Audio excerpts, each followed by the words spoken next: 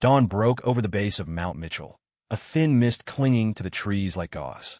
The gates to the state park had just opened, and hikers were starting up the trails in twos and threes. A woman, maybe 35, knelt at the trailhead. Her face was bare of makeup, but she was still arrestingly beautiful. Dressed in simple workout gear, she pressed her forehead to the gravel, hands clasped together. Then she stood, took 3 deliberate steps, and knelt again. There she goes again, the old man running the concession stand side, pulling a few bottles of cold water from his cooler and placing them front and center. A group of tourists from out of state gathered around, picking out drinks. "Hey, mister," a young woman with a large backpack asked. "It's our first time here. What's she doing? Is that like some kind of tradition?" The old man handed out the water, his eyes tracking the white-clad figure already receding up the path. "Her? That's Eleanor Vance. Used to be the CEO of Hearthstone Group. Been doing this for 3 years now. Rain or shine, every single day. Says she has to make it to the summit in one go, just like that. She's practically a landmark around here now." "Hearthstone Group? You mean the farm-to-table restaurant chain?" a middle-aged man asked, surprised. "I heard she and her husband built that from the ground up, started with one little bistro, and took it public. Then somebody else bought them out, right?" "That's right," the old man nodded. "Real shame. Such a great couple, a business that big." His voice trailed off, and he shook his head with a look of pity. "So why is she doing this? Making a wish? Heard it's because of her husband. Don't know the whole story, just that she shows up every day and does this. 3 steps, 1 bow, all the way from the parking lot to the observation deck. When she started, the poor girl was so frail she'd pass out before the first switchback. Heard from some hikers yesterday she made it to the final overlook, less than 100 yards from the top. Up on the mountain, Eleanor repeated the motion mechanically. Yesterday, less than 100 yards. The thought gave her a surge of confidence. Today had to be the day. If she could just make it, maybe he would finally forgive her. Maybe he would come back. Her gaze hardened with resolve, and her movements grew faster, more certain. 3 years ago, on a Tuesday afternoon, if she hadn't insisted on choosing Julian Croft as their brand ambassador, if she hadn't let herself get lost in that fantasy, that hollow imitation of warmth, if she had just seen what was right in front of her, maybe David, the husband who had loved her more than life itself, would still be by her side. 3 years earlier, Hearthstone Group headquarters. "Ms. Vance, here are the files on the 5 candidates we've shortlisted for the brand ambassador role." Sarah, her assistant, placed a stack of folders on Eleanor's desk. After some discussion, the team feels that Chef Antoine Dubois is the best fit. He has a massive following on TikTok, and any restaurant he recommends becomes an instant hotspot. Plus, his culinary credentials are bona fide. Eleanor frowned, raising a hand to cut her off. "He's an influencer, Sarah. His reach is limited to a certain demographic. We're a premium, established brand. Hiring a social media star could cheapen our image. We need someone with broader recognition, someone more stable, with a sense of warmth and reliability." Sarah hesitated. Mr. Miller was very specific about not wanting to use anyone from Hollywood. He said celebrities are too much of a risk. I'm well aware of his concerns. But this time, I have the perfect candidate. Eleanor turned to her computer and pulled up a photograph. It was a man approaching 50, with fine lines crinkling at the corners of his eyes and a smile that was both warm and reassuring. "Julian Croft." Sarah's eyes widened. "Isn't he that famous character actor? My mom loves him." Something in the young woman's casual comment, "My mom loves him," made Eleanor's expression darken for a split second. "That's right," she said, her voice softening as she spoke. "He's been in the business for over 20 years with a spotless reputation. A-list talent. His role as the father in Hearth and Home was iconic. He's exactly the image we need." She had watched all his films, had even met him once briefly at a charity gala. "He's a genuinely kind person. Does a lot of charity work, sponsors several young women through college." Sarah looked torn but finally nodded. "I'll reach out to his agent." "But what about Mr. Miller? I'll talk to him." Eleanor's gaze returned to the screen, to Julian Croft's smiling face. It warmed her. It was the kind of warmth and sincerity she had craved her entire life, a look that made her feel safe. She and David had met in a way that felt like a scene from a movie. Back then, he was just a line cook, and she was an entry-level analyst. David worked at a small diner that served the best burgers in the neighborhood, a place popular with the local office workers because it was delicious and cheap. She became a regular. Over time, they fell into a comfortable rhythm. She'd walk in, catch his eye, and he'd know her order without a word. After his shifts, they would talk for hours. Then the owner of the diner, having saved enough money, decided to retire and move his family to Florida. David scraped together everything he had and bought the place.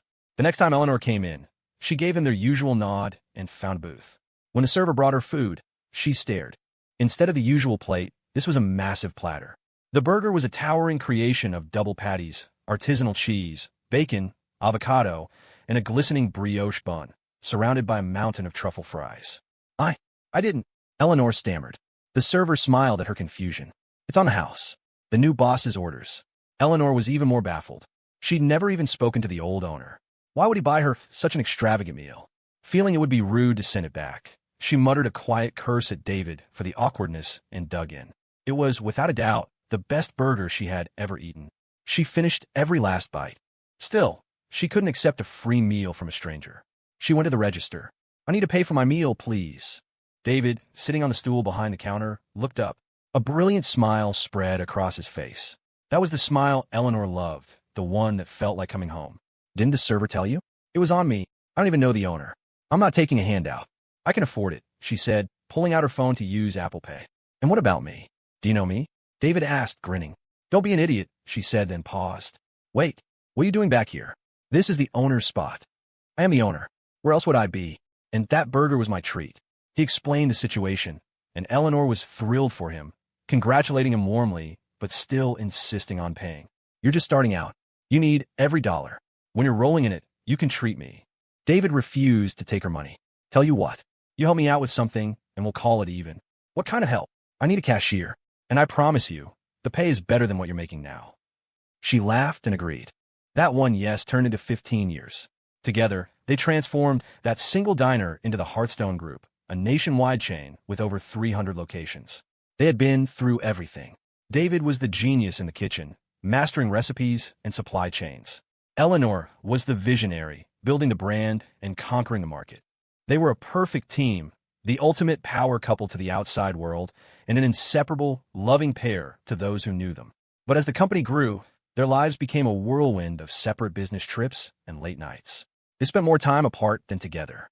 And the one thing that hurt her most was that after more than a decade of marriage, they still didn't have a child. Ms. Vance? Sarah's voice pulled her back to the present. Julian Croft's agent just replied. He can meet tomorrow to discuss the details. Eleanor's eyes lit up, but her voice remained calm. Perfect. Arrange it in my club. I'll meet with him personally. That evening, Eleanor left work on time. David had called that afternoon. His business trip was over, and he was already home. He'd been scouting locations overseas for the better part of a month, and she had missed him terribly. The moment she walked through the door, she dropped her bags and melted into his arms, forgetting all about dinner. 2 hours later, flushed and breathless, they emerged from the bedroom. David went to the kitchen to cook while Eleanor took a shower. Over dinner, they traded stories about their weeks apart. David placed a large grilled shrimp on her plate, her favorite. So, he said, did the team find a good candidate for the brand ambassador spot? Eleanor's hand paused midair. We pretty much settled on someone. The actor, Julian Croft. Someone from Hollywood. David didn't say more, but she could hear the disapproval in his tone. Honey, he's not some flash-in-the-pan pop star. He's a respected veteran actor. He's been in the industry for decades without a single scandal. His image is perfect. David put down his fork and looked her straight in the eye. I know he's your favorite actor, Eleanor, but this is business, not a chance to meet your idol. We have better options, people who are actually connected to the food world. He doesn't fit our brand. Eleanor was stunned by his pushback. He never interrupted her. He always deferred to her judgment on marketing. Why was he digging in his heels over this? I am looking at this from a business perspective. His role as the father in Hearth and Home was a cultural phenomenon. That was a role, Eleanor. That's not him. Do you even know him? David's voice was low, tight, with a frustration she didn't understand. Of course I know him. Her own voice rose. He's known for being a kind man. He has friends all over the industry, and he does an incredible amount of charity work, sponsoring college students. Listening to his wife passionately list the virtues of another man, David's face grew colder. It was a feeling any man would recognize. He fell silent for a moment, then stood up. I'm sleeping in the study tonight. I have to be up early to fly to the coast to check on some suppliers. The sharp click of the study door, closing, echoed in the silent dining room, a dull thud in Eleanor's chest. They rarely fought, and on the few occasions they did, David was always the first to apologize, always finding a way to make her smile again. Feeling a deep sense of injustice, she sat alone at the table until after midnight before finally going to bed. The next morning, David was gone before she woke up.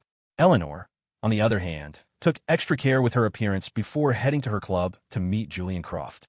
He was dressed in a crisp white shirt and casual slacks, exuding a faint, pleasant scent of sandalwood.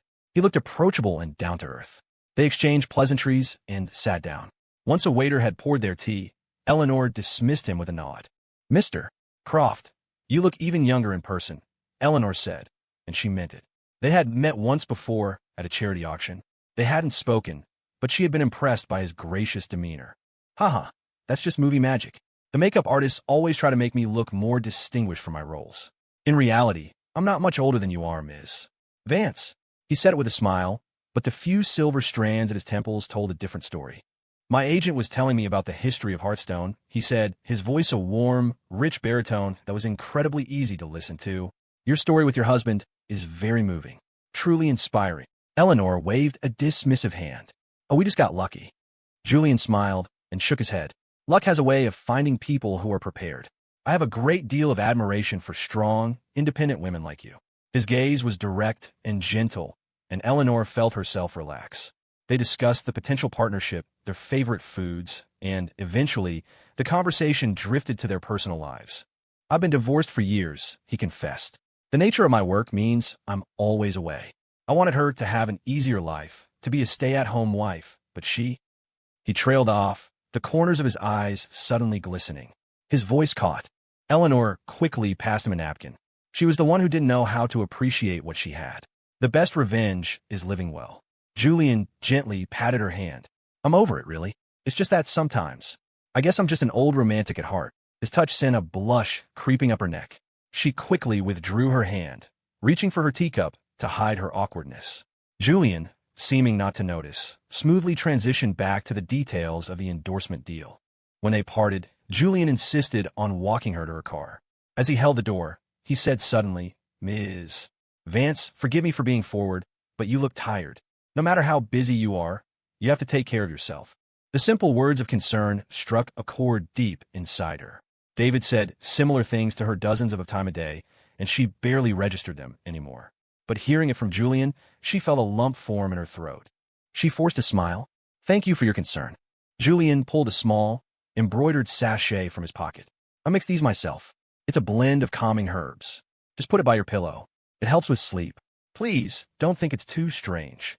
Eleanor accepted the sachet, inhaling the faint scent of lavender and chamomile. Thank you. That's very thoughtful.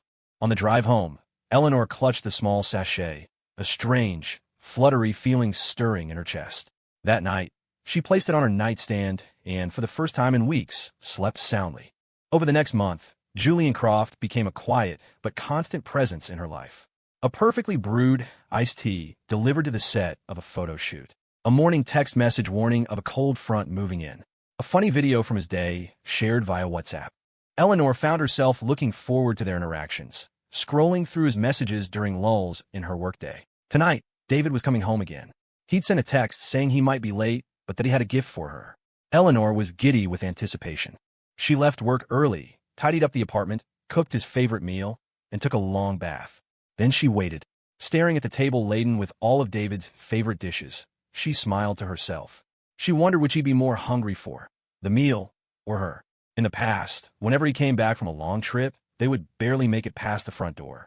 At 9:40, she heard his key in the lock.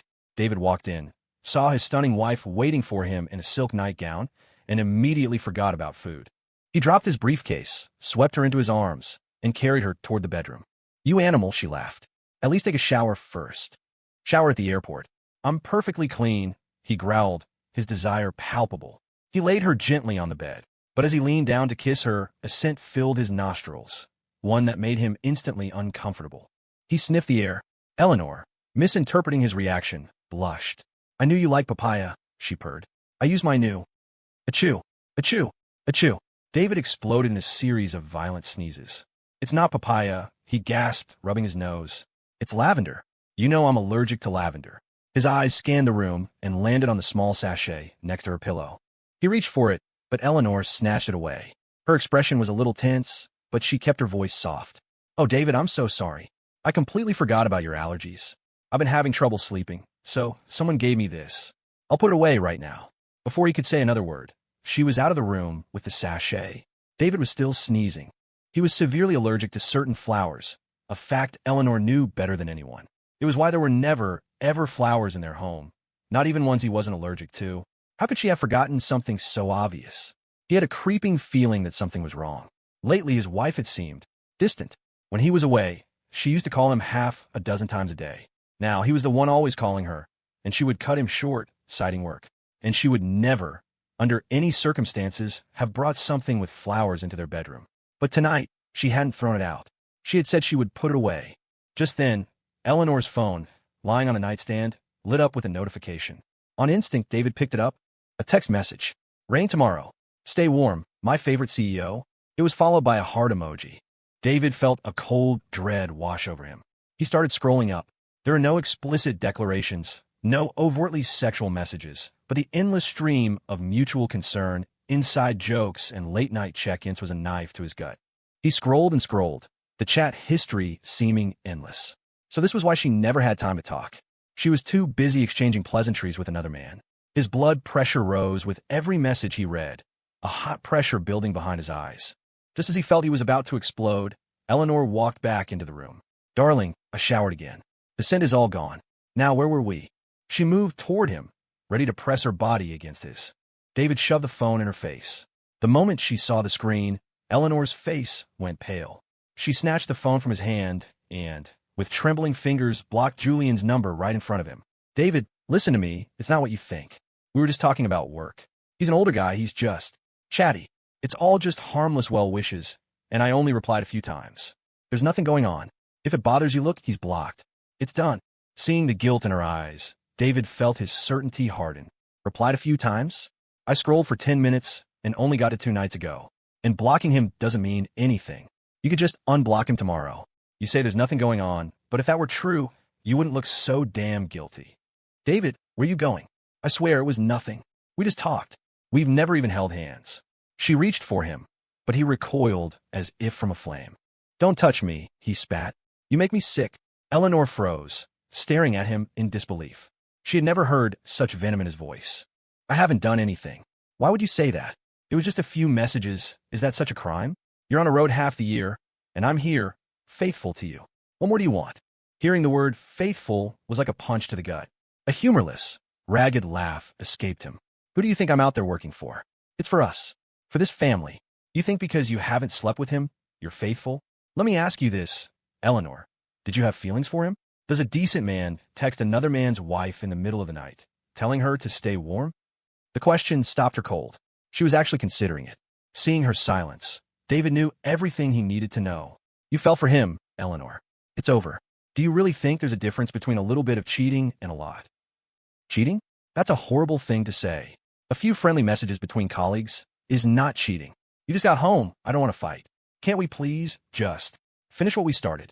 She was panicking now, thinking that if she could just connect with him physically the way they always did, he would forgive her. It was just texting after all. Finish what we started. David roared, his voice cracking.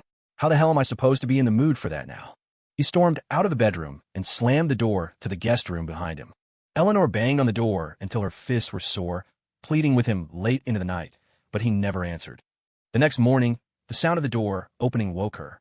She had fallen asleep on the floor, curled up against the doorframe. She rubbed her eyes, checking the time. David, you're not traveling today. Why are you up so early? Go back to sleep.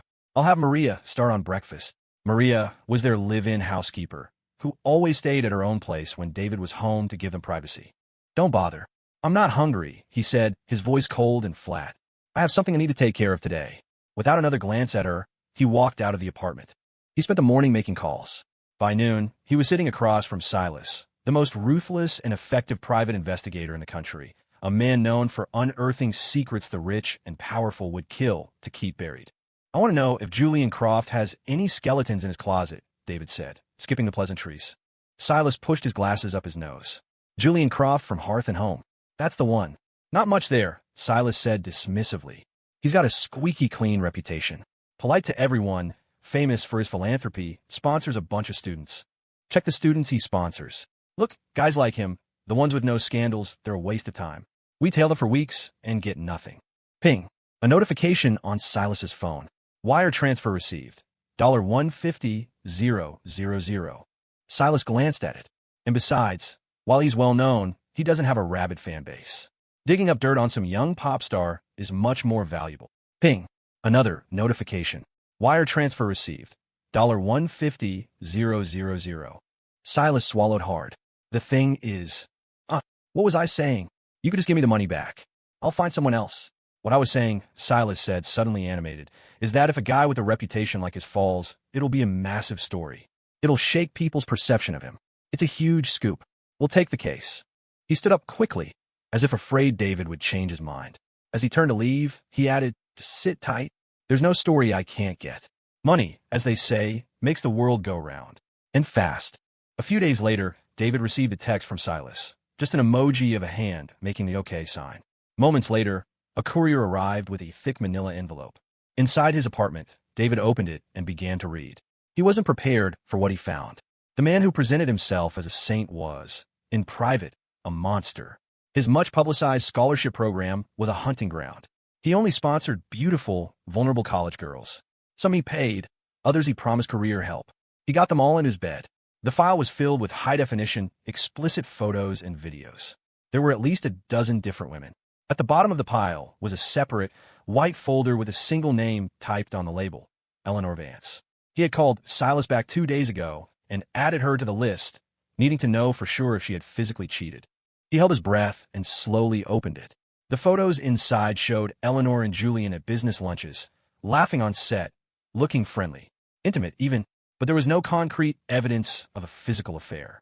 Clothes, but no cigar, read Silas's concluding notes. Just then his phone rang. It was Eleanor. David, the new restaurant is having its grand opening tomorrow. If you have time, I was hoping we could go together. David checked his calendar. He was free. He agreed. On the phone, Eleanor was sweet and apologetic. He hadn't been home in days, using work as an excuse. Now, knowing that she hadn't crossed that final line with Julian, his anger had cooled slightly. He told her he'd be home that night. The moment he walked in the door, before he could even speak, Eleanor was on him. The next morning, they drove to the new location together. As David got out of the car, he saw him, Julian Croft. He was waving enthusiastically at Eleanor from across the parking lot, as if David wasn't even there. Eleanor offered only a cool, polite smile in return. Julian jogged over to them. You're late. The ribbon cutting is about to start, he said, bypassing David completely to stand beside Eleanor.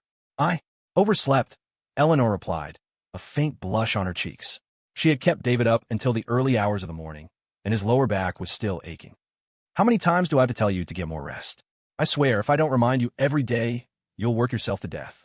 You're impossible sometimes, Julian chided her gently. Oh, by the way, is that sachet I gave you losing its scent? I have a few more in my car for you. I'll make sure you crack. The sound of the slap echoed through the parking lot.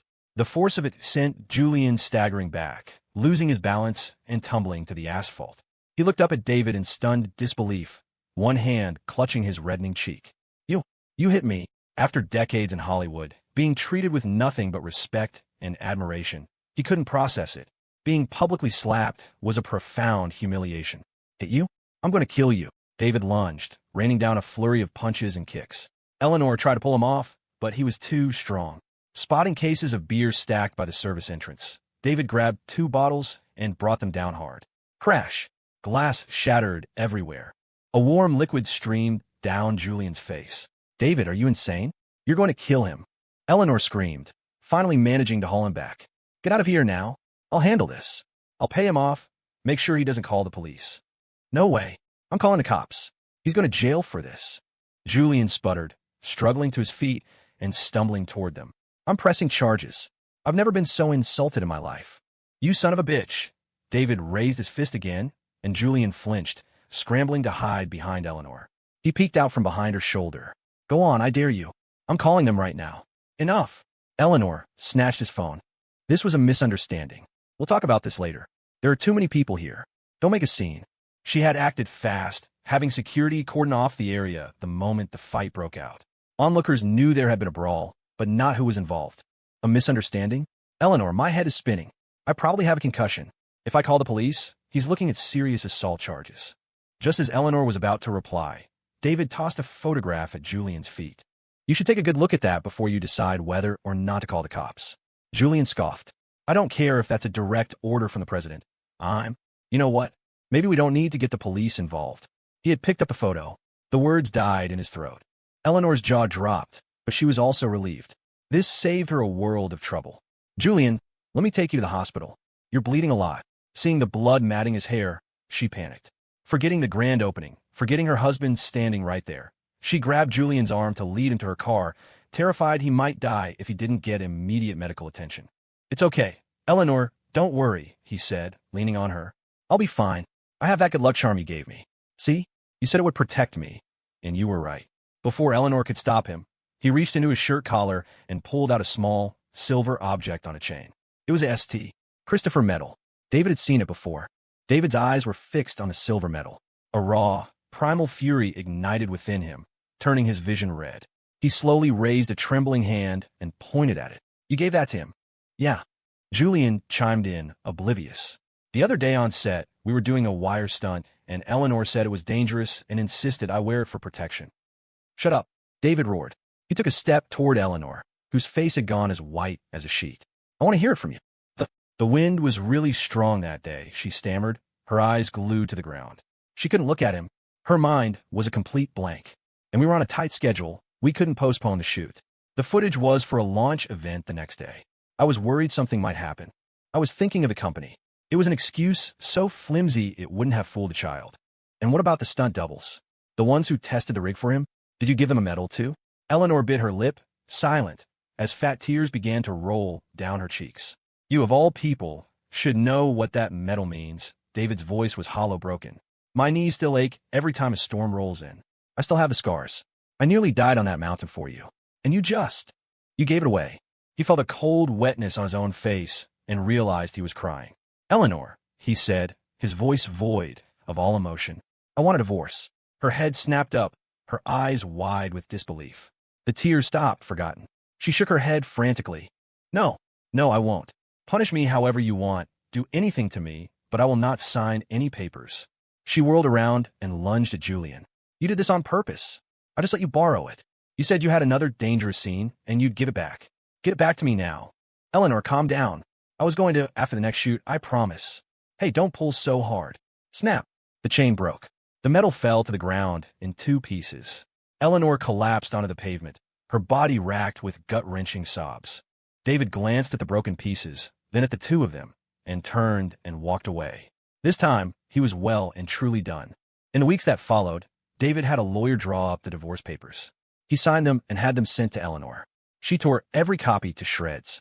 She sent him hundreds of texts and left just as many voicemails, but he never responded. She knew she had broken something irreparable. That medal was from shortly after they were married. Eleanor had always been anemic, a result of a difficult, malnourished childhood. One afternoon, she was standing on a step stool to reach something on a high shelf when she lost her footing and fell, hitting her head. She was rushed to the hospital and went straight to the ICU. For days, she hovered on the edge of death. The doctors told David to prepare for the worst. He refused to give up. One night, desperate, he heard from an old acquaintance about the small, remote chapel at the summit of Mount Mitchell, a place said to grant miracles. Without a second thought, he drove through the night. The person had told him of an old pilgrimage ritual, to climb the mountain barefoot in a single push. If he could do that and pray for a blessing, it would be granted, but it had to be done in one attempt. It was the middle of a brutal July heat wave. The sun beat down, turning the asphalt trail into a griddle. Anyone who has hiked that mountain knows how grueling it is even with proper gear. To do it barefoot was madness. But David didn't hesitate. Soon, the soles of his feet were raw and bleeding. He fell several times, scraping his knees and forehead. He passed out from heat exhaustion more than once, only to be revived by other hikers, whereupon he would get up and continue his agonizing ascent. When he finally reached the summit and received the blessed medal from the chapel's caretaker, he collapsed. He ended up in the same hospital as his wife, in a different ICU bed. The doctors shook their heads at his recklessness. They had nearly lost him, too. But from that day forward, Eleanor's condition began to improve. Soon, they were both discharged. From that day on, she never took the medal off, except to shower. No one was even allowed to touch it. And now, she had given it to another man. David would never forgive her. With Eleanor refusing to sign the divorce papers, they remained in a state of limbo, avoiding each other completely. Neither had the heart to run the company anymore. Eventually, they agreed to sell. The only time they saw each other was at the final signing. They were both thinner, haunted. "What can I do?" Eleanor cried, her voice raw. "How can I make you forgive me?" "Divorce me," he said. Knowing it was truly over, Eleanor fell silent. After a long moment, she nodded. They finalized the paperwork quickly. As they walked out of the lawyer's office building, Eleanor called out to him. "Tell me what to do. I'll do anything. Even if you want me to die, just tell me." David stopped and looked back at her. A faint, mirthless smile touched his lips. "You want my forgiveness? Climb Mount Mitchell barefoot, just like I did. Make it to the top in one go. Do that, and I'll forgive you." Then he turned and walked away, never looking back. To him, it was just a cruel, impossible thing to say, a way to end the conversation forever. But to Eleanor, it was a flicker of hope. That very day, she drove to the mountains. She didn't get far. The pain in her feet was unbearable. It was only then that she began to comprehend the agony David must have endured for her. But she didn't give up. She bought a small house nearby and started training, hiking the trails every single day.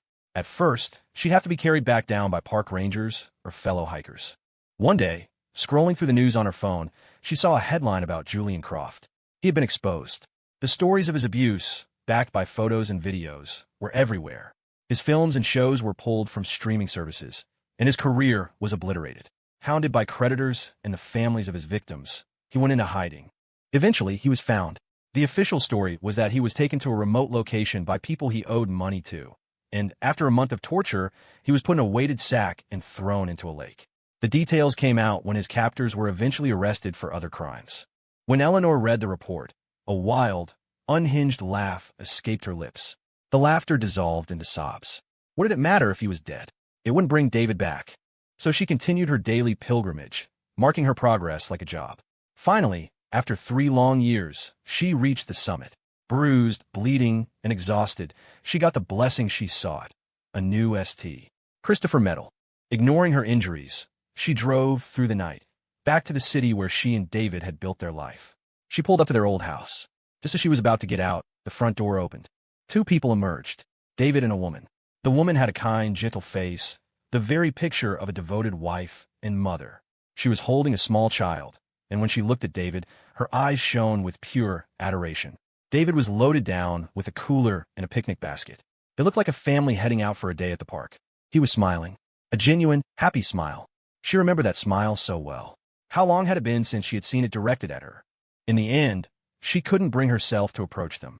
She knew she didn't deserve his forgiveness, and she wouldn't destroy the new life he had built. She returned to her car and took out a small envelope. Inside, she placed a new medal. On the front, she wrote 3 words for the child. She watched as the family's car drove away. Then, she got out, placed the envelope on the doorstep, and drove off. From that day on, no one ever heard from Eleanor Vance again.